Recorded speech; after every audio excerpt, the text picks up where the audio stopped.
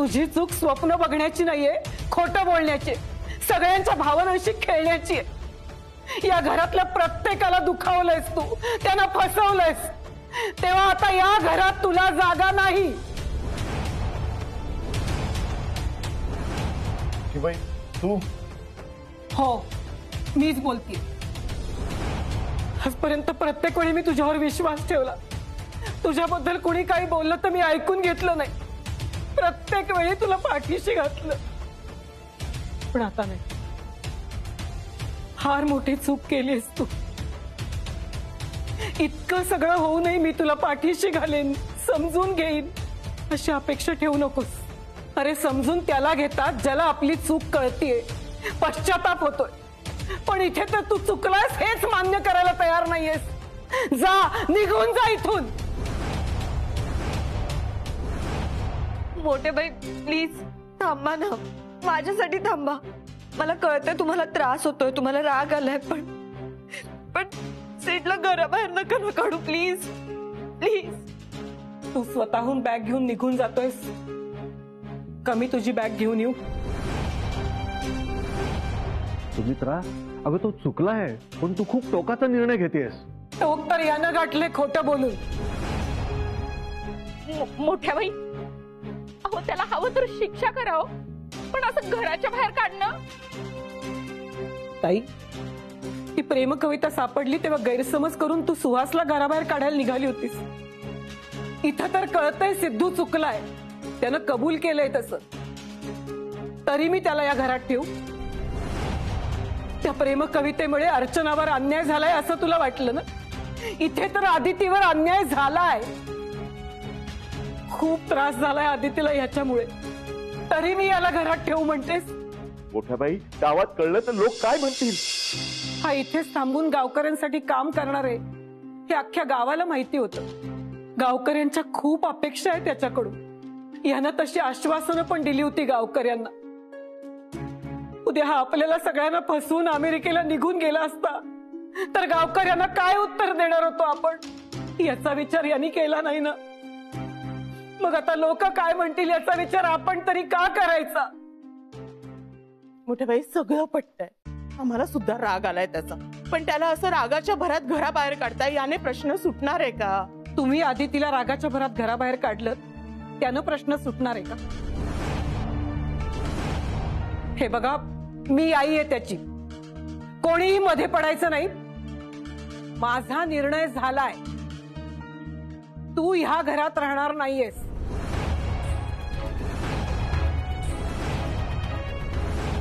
मी परत एकदा विचारते, तू स्वतःहून तुझी बॅग घेऊन येतोयस का मी आणू? मला नाही वाटत मी काही चुकीचं वागतोय। मी जे काय करतोय ते माझ्या स्वप्नांसाठी करतोय आणि त्यावर मी ठाम आहे, त्यामुळे मी हे घर सोडून जाणार नाही। म्हणजे तू तुझी बॅग घेऊन येणार नाहीस? ठीक आहे, मी जाते आणि तुझी बॅग घेऊन येते, बघते कसा जात नाहीस ते।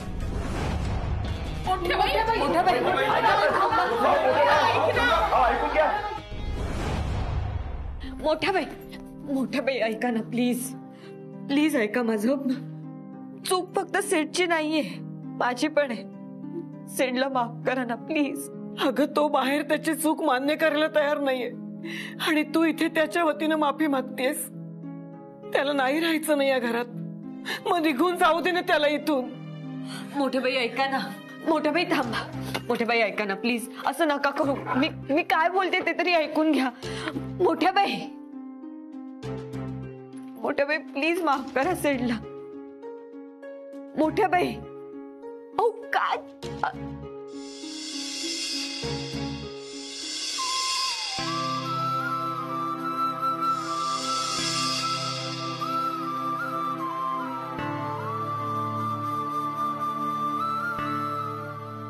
मोठ्या बाई,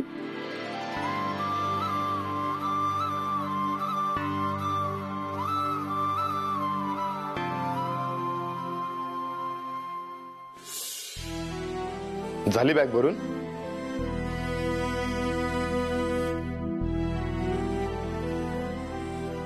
बघ एकदा, सगळं भरलंय ना तुझं? आता तू बॅग भरलेस म्हटल्यानंतर बघायची काय गरज आहे? बॅग उचलायची आणि निघायचं.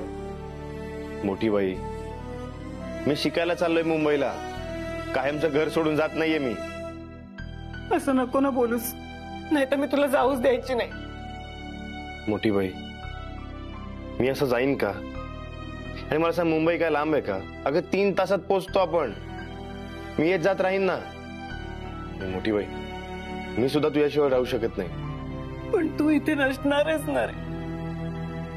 सकाळी उठल्यापासून रात्री झोपेपर्यंत माझं आयुष्य मी तुझ्या भोवती बांधून घेतलंय रे.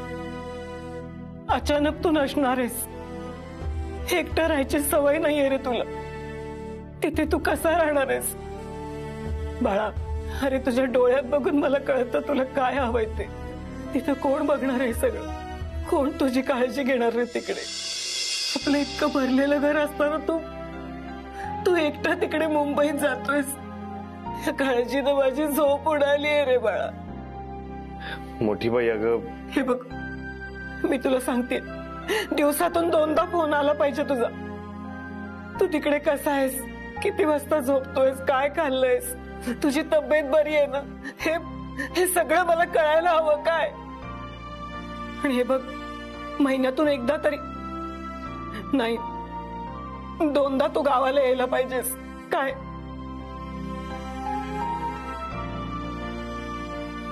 मोठी बाई, किती काळजी करशील ग?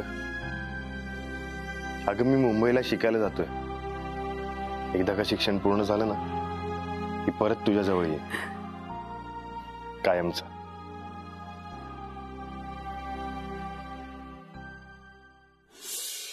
सिद्धू जेव्हा पहिल्यांदा मुंबईला जायला निघाला ना, तेव्हा मी अशीच त्याची बॅग भरत होते. तो दूर जाणार आहे म्हणून मला खूप त्रास होत होता. तेव्हा सिद्धू मला सांभाळून घेत होता. आणि आज मी त्याला घरातून बाहेर काढताना त्याची बॅग भरती, तर तू मला समजून घेतेस, सांभाळून घेतेस. मोठ्या बाई, अहो एवढा त्रास होतोय तुम्हाला, मग नका ना प्लीज. होऊ दे त्रास. आपल्याकडे सगळ्यात गृहीत धरायची गोष्ट म्हणजे आई आहे. आपण काहीही केलं तरी आई आहेच. ती सांभाळून घेईल, समजून घेईल. आधी थोडी रागवेल, पण नंतर जवळ करेल. या समजुतीनं आपण काहीही केलं तरी चालेल असं वाटतंय त्याला. पण त्याला माहिती नाहीये, चुका पोटात घालणारी आई वेळ आली की इतकी खंबीर होते की पोटच्या मुलाला सुद्धा घराबाहेर काढताना मागे पुढे बघत नाही. आदिती, सिद्धूला काही गोष्टी कळायलाच हव्यात. तू अडवू नकोस मला आता. पण मोठ्या बाई,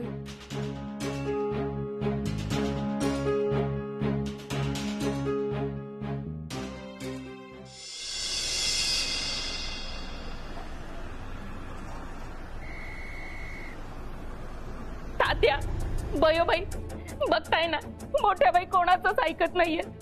आता हे सगळं तुम्हीच थांबू शकता. होतात. सिद्धूला घराबाहेर काढण्याची गरज नाही. तुम्ही मोठ्या बाईंशी बोला, हवं तर तुम्ही त्याला शिक्षा द्या, पण मोठ्या बाईंना अडवा. हे बघ, मी मध्ये पडणार नाही. फोटो बोलून सिद्धूने चूक केली ज्याचा सगळ्यांना त्रास झालेला आहे. मुलं जेव्हा अशी वागतात ना, तेव्हा आईच्या संस्कारांवरती बोट उचललं जातं. आणि सुमित्रा चिडली ते साहजिक आहे ना, आणि आई म्हणून तिचा हक्क आहे त्याच्यावर. बयो, अगं तू तरी समजव ना. हा, हो बयोबाई, मोठ्या बाई आता फक्त तुमचंच ऐकू शकतात. काय समजवणार? आणि काय चुकले तिचं? माझ्या मुलांपैकी जरी कोणी असं वागलं असतं ना, तर त्यांना सुद्धा मी घराबाहेर काढलं असतं. खरंय तुमचं बयोबाई. तात्या, तुम्ही दोघं आहात म्हणून, नाहीतर माझ्या मुलीला या माणसामुळे इतका त्रास झालाय ना, मी सुद्धा एक मुस्काटात दिली असती. अहो मारा ना. अहो तुमच्या मुलीवर अन्याय झालेला आहे, तिला त्रास झालेला आहे. तिची आई म्हणून तुम्हाला हक्क येतो. त्यासाठी माझी परवानगी घ्यायची किंवा मी इथे आहे म्हणून शांत राहण्याची गरज नाही आहे. मोठ्या बाई ऐका ना. मोठ्या बाई ऐका ना, बघा अजूनही विचार करा. हे बघा, तुम्हाला होणारा त्रास कळतोय मला, पण तुम्ही सेडला घराबाहेर काढलं तर आणखी त्रास होईल तुम्हाला. तुम्हालाही माहितीये त्याच्यासाठी तुमचा जीव तुटतो. तो जर जवळ नसेल तर सतत काळजीत असता तुम्ही. प्लीज ऐका माझं, असं नका करू प्लीज. थांब अदिती, नको समजावू तिला. या घरात कोणालाच माझं म्हणणं कळत नाही. आणि जसे आई वडिलांना हक्क आहेत ना, तसे मुलांना सुद्धा हक्क आहेत. आणि हो, प्रत्येक गोष्टीचा मी असा इमोशनल विचार नाही करू शकत.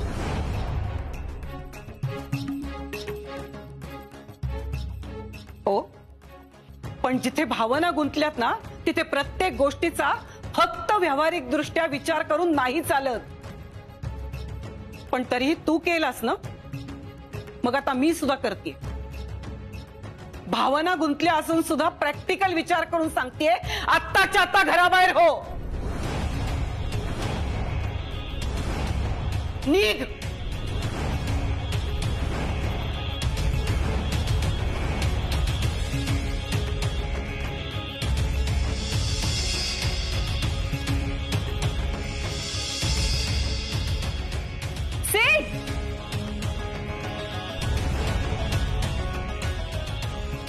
निघणारच आहे मी, पण मी इथे अंगणातच थांबणार. कळू दे संपूर्ण गावाला, ज्या सिद्धार्थ देशमुखची तुम्ही मिरवणूक काढलीत, त्याच सिद्धार्थ देशमुखला या घरातून बाहेर काढलं, आणि ते पण त्याच्याच आईने. हो हो, कळू देत. आणि घराबाहेर का काढलं याचं कारणही कळू देत. आणि कळू देत त्यांना, ज्या माणसावर त्यांनी विश्वास टाकला ना, तो किती विश्वासघातकी येते. गावच्या लोकांना आश्वासनं दिलीत, खोटी स्वप्न दाखवलीस, आणि आता गाव सोडून चाललायस. अरे, ज्या गावानं तुला एवढा मान दिला, ज्या गावात तू लहानाचा मोठा झालास, तेच गाव नकोसं झालंय तुला.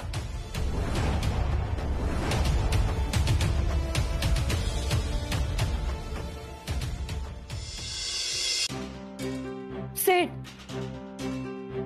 सेठ, अजूनही वेळ गेली नाहीये. तू माफी माग, सगळं नीट होईल. आपण बोलूया ना.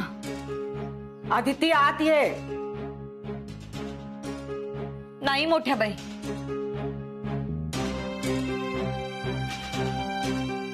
सेठ नवरा आहे माझा. मी त्याची साथ कधीच सोडणार नाही. आता जोपर्यंत सेठ घरात येत नाही, तोपर्यंत मी सुद्धा त्याच्याबरोबर इथेच उभी राहणार. आदिती, हट्टीपणा करू नकोस. अगं, चूक त्याची आहे, तुझी नाहीये.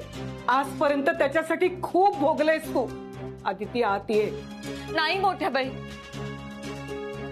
सेठला घराबाहेर काढलंय, त्याला त्रास होतोय, नाही पाहू शकत मी. अगं, पण त्याच्यामुळे तुला किती त्रास झालाय हे तू का विसरतेस? ते मला काही माहित नाही, पण मी सेठची साथ सोडणार नाही. मोठ्या बाई, चूक माझी सुद्धा आहे. मला सुद्धा शिक्षा झाली पाहिजे. त्यामुळे आता जेव्हा सेठ घरात जाईल, तेव्हाच मी सुद्धा घरी जाईल. आदिती, मूर्खपणा करू नकोस. नाही मोठ्या बाई. अदिती, आज जा. आता हे सगळं का करतेस तू? तू मोठी झालीस ना घरच्यांच्या नजरेमध्ये. अजून मोठी बनण्याचा प्रयत्न करू नकोस. सेठ, अरे मी सगळ्यांसमोर मी चुकीचा ठरलोय आणि तू मान ठरली आहेस.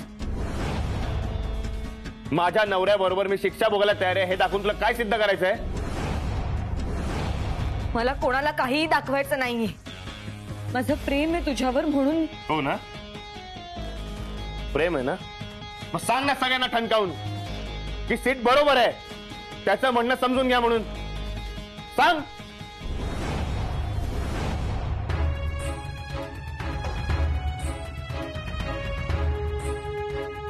झालं समाधान? अगं, कुणाला वाचवण्याचा प्रयत्न करतेस, ज्याला कशाचंच काही वाटत नाहीये. आदिती, तू आज चल.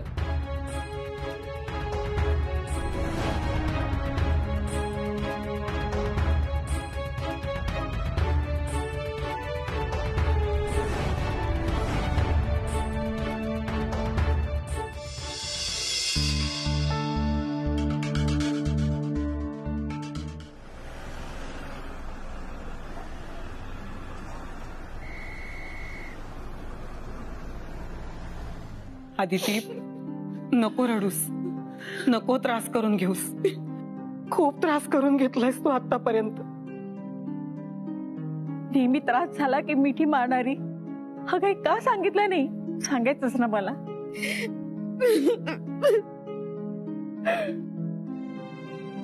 काळजी करू नकोस, आम्ही सगळे तुझ्या पाठीशी आहोत. सगळं ठीक होईल बाळा. सुनबाई, सिद्धूला कळेल त्याची चूक. तू नको जास्त त्रास करून घेऊ. आदिती, बास झाला आता रडणं. आणि मी सांगते आता कोणी रडणार नाही. अगं, असं कुणाला घरातून बाहेर काढण्याची देशमुखांची ही काही पहिली वेळ आहे का? सिद्धू तरी मुलगा आहे. का होता त्या आठवतं का तुम्हाला? ते एकदा मी शेजारच्या गावातल्या मुलीला चांगलं बदडून आले होते, तेव्हा असंच मला घराच्या बाहेर काढलं होतं ना. आणि मलाही घराच्या बाहेर अंगठी धरून उभं केलं होतं. आणि दुमण्या तर घराच्या बाहेरच लहानाचा मोठा झालाय. एकदा तर मला म्हणाला सुद्धा, नानी तू मला अंगणातच बेड टाकून दे आणि मला जेवण सुद्धा अंगणात आण, अंगणातच राहतो मी. जरा काय केलं तर लगेच मला अंगणात उभं करतेस. बघा तिथे, अगं घरातून बाहेर काढायची परंपराच आहे घरची. एक दिवस सगळेच घरातून बाहेर निघतील, म्हणजे घरातून बाहेर निघतील आणि ज्याला कोणाला घरातून बाहेर काढलंय त्याला परत घरात घेऊन येतील, असं म्हणायचंय मला. पूर्ण बोलू तर ते बघ अदिती, अगं असं राग आल्यानंतर थोडा वेळ घराच्या बाहेर काढतात. याचा अर्थ त्या माणसाला मनातून काढून टाकलं असं होत नाही ना. आदिती, अगं मी सुद्धा सिद्धूला त्याच्या लहानपणी असं घराबाहेर काढलं होतं. नको ना मोठी आई, नको ना. चल नको ना, नको ना, नको चल. नको ना. लाज नाही वाटत तुला? पेपर लिहित असताना कॉपी केलीस तू. हे बघ, तुला एक वेळ कमी मार्क मिळाले तरी चालतील मला, पण कॉपी करणं चुकीचं आहे. मुळात तू हुशार आहेस, चांगले मार्क मिळवतोस, मग कॉपी करण्याची गरजच काय तुला? मोठ्या बाई, मला पैकीचे पैकी मार्क पाहिजे होते. मला सगळं येत होतं, फक्त एका मार्काचा प्रश्न नव्हता, तोच फक्त बघितला. अरे पण कॉपी करून मिळालेला मार्क तुझा होता का? नाही ना. मग कॉपी न करता तुला जे मार्क मिळाले असते ना, ते तुझे असते बाळा. मला चांगले मार्क मिळवून खूप मोठं व्हायचंय, एकदम मोठा माणूस, जगातला सगळ्यात सक्सेसफुल आणि श्रीमंत माणूस. आणि मी मार्क कॉपी करून मिळवलं काय, आणि माझं असलं काय, कोणाला काय कळणार आहे? पुन्हा असं बोललास ना तर एक मारीन बघ. हे बघ बाळा, कुणाला काहीही कळलं नाही ना तरी आपल्याला माहित असतं आपण खोटेपणा करतोय, समोरच्याला फसवतोय. हे बघ बाळा, एक गोष्ट लक्षात ठेव, सगळ्यात आधी आपण स्वतःशी प्रामाणिक राहायला हवं, मग आपण सगळ्यांशी प्रामाणिकपणे वागतोच बाळा. पण तुला असं नुसतं समजावून नाही चालणार. आता फार बोलायला लागलायस तू, चुकीचं वागलायस, कॉपी करतोस आणि वर चूकही कबूल करत नाहीयेस. राहा आता इथेच. आज तुला जेवायला सुद्धा मिळणार नाही, अजिबात यायचं नाही मागे. मोठे दरवाजा उघड ना, मोठे दार उघड ना. मी प्रॉमिस असं नाही करणार. मोठ्या बाई दार उघड ना, मी प्रॉमिस असं नाही करणार. सॉरी मोठ्या बाई, मी कोणालाच नाही फसवणार. दार उघड ना मोठ्या बाई, दार उघड ना मोठ्या बाई. नाही करणार परत, प्रॉमिस करत. आता सुद्धा एकदा दार वाजवून त्याने सॉरी म्हटलं ना, मी त्याला पटकन घरात घेईन. शेवटी माझा मुलगा आहे, चुकला असेल, परत पोटाशी धरून समजावून सांगेन. सिद्धू बाळा, अरे असं नाही वागायचं रे. पण मला नाही वाटत सिद्धू आता त्याची चूक मान्य करेल. माझे संस्कार कमी पडले हेच खरंय. लहानपणचा तो सिद्धू आता नाही राहिला. मी तुम्हाला सगळ्यांना बजावून सांगतेय, कुणीही त्याला घरात घ्यायचं नाहीये आणि कुणी कसलीही मदत करायची नाहीये.